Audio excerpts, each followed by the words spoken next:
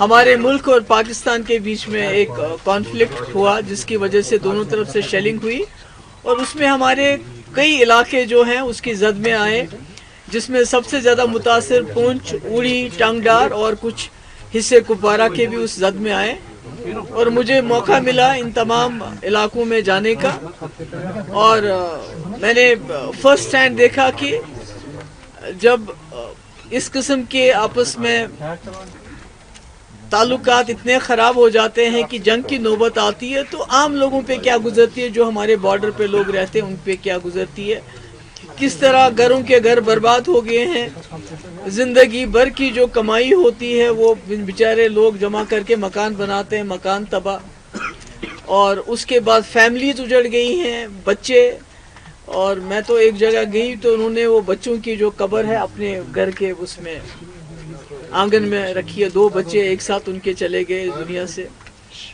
تو میں آج یہ اس لیے مجبور ہو گئی آپ سب کے ساتھ بات کرنے کے لیے کہ میں جہاں بھی گئی ابھی تک مطلب شیلٹر تو بہت دور ہے، ابھی تک کئی لوگ ایسے ہیں جو کھلے آسمان کے نیچے سوتے ہیں، ان کو ٹینٹ بھی نہیں ملا ہے ابھی تک۔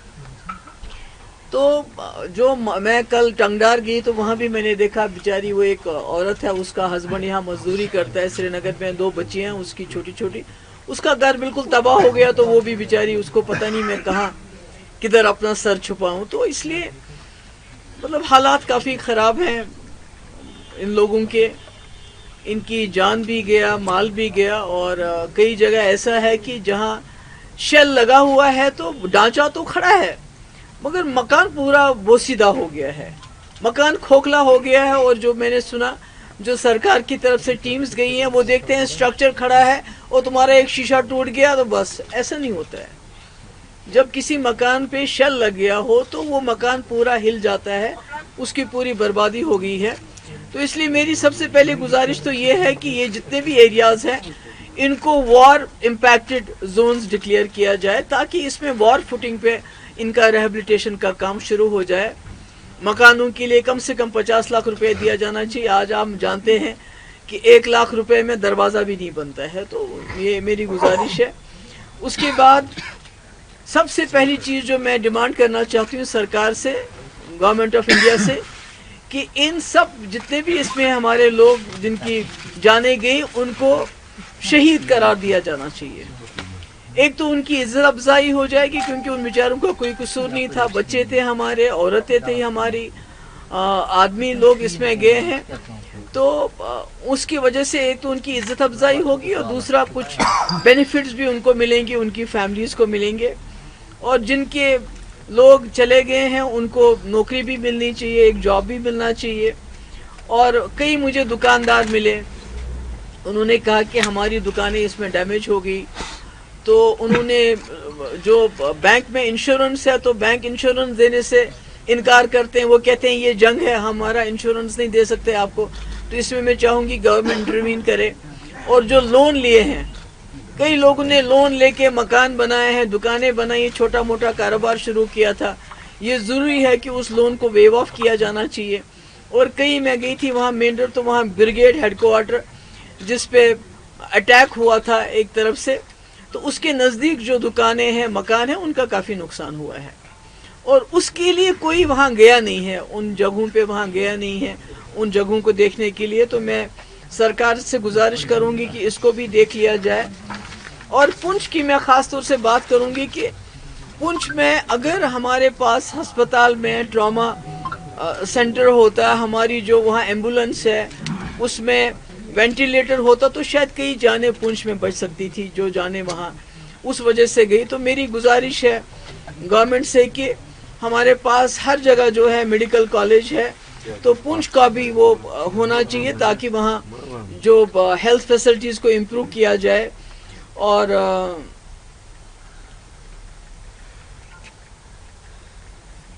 اور یہی میرا ہے کہ آخر میں ابھی بھی مجھے بہت تکلیف ہوتی ہے کہتے ہوئے کہ میں جہاں بھی گئی لوگوں نے کہا ہمیں انڈیویجول بنکر چاہیے، تو مجھے یہ ڈیمانڈ کرتے ہوئے بھی اچھا نہیں لگتا ہے کہ آج 21ویں صدی میں ہمارے لوگ جہاں اچھے اسکولوں کی ڈیمانڈ کرتے، نوکریوں کی ڈیمانڈ کرتے، ہسپتالوں کی ڈیمانڈ کرتے، وہ کہتے ہیں ہمیں بنکر چاہیے کیونکہ ان کے دل میں یہ خوف گر کر گیا ہے کہ ان کو لگتا ہے جنگ کبھی بھی ہو سکتی ہے.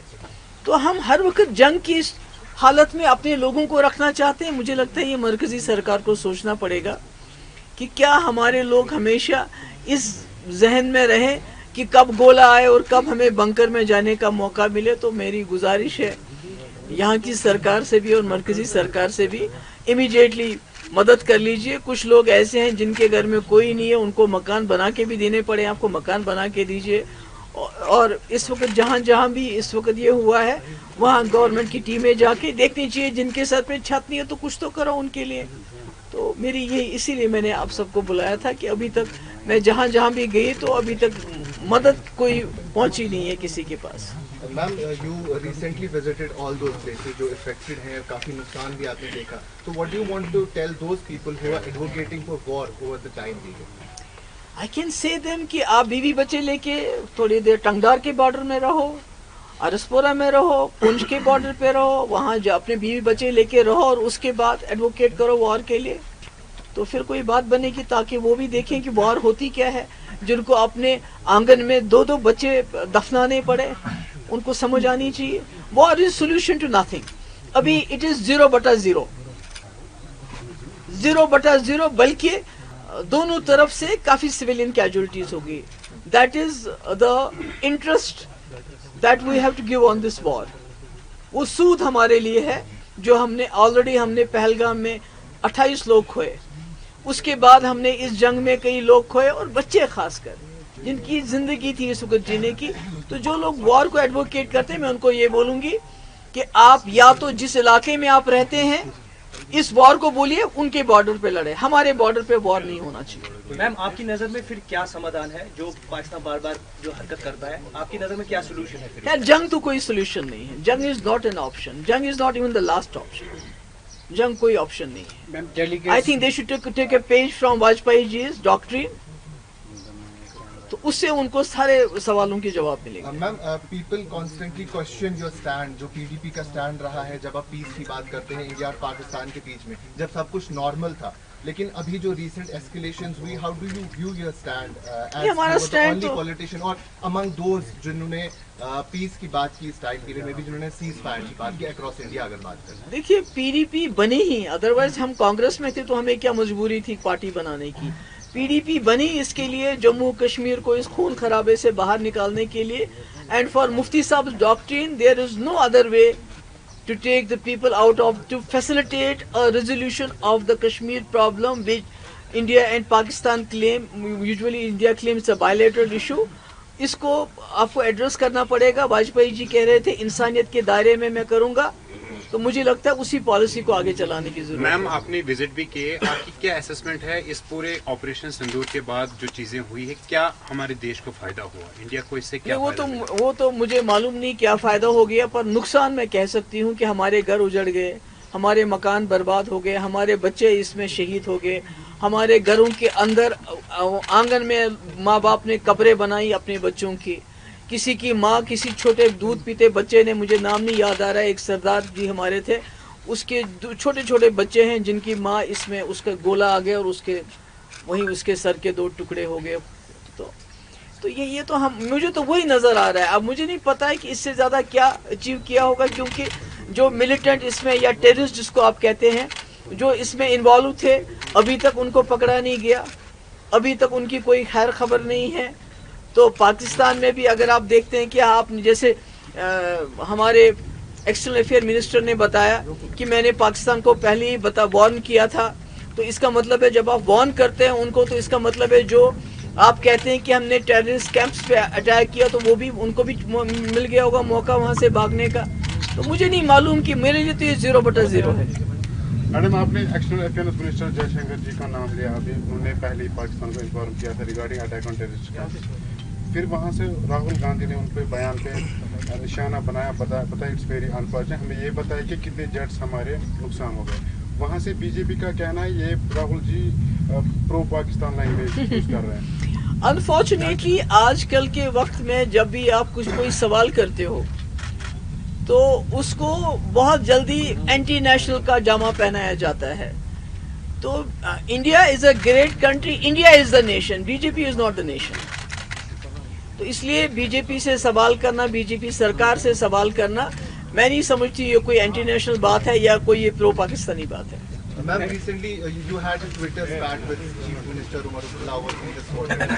So how do you view the developments now? अरे बात करो, मैंने एक बात आपको बुलाया था इसलिए कि ये जो हो गया है इतना बड़ा, उसके लिए बात कर रहे हैं, उसके लिए बात।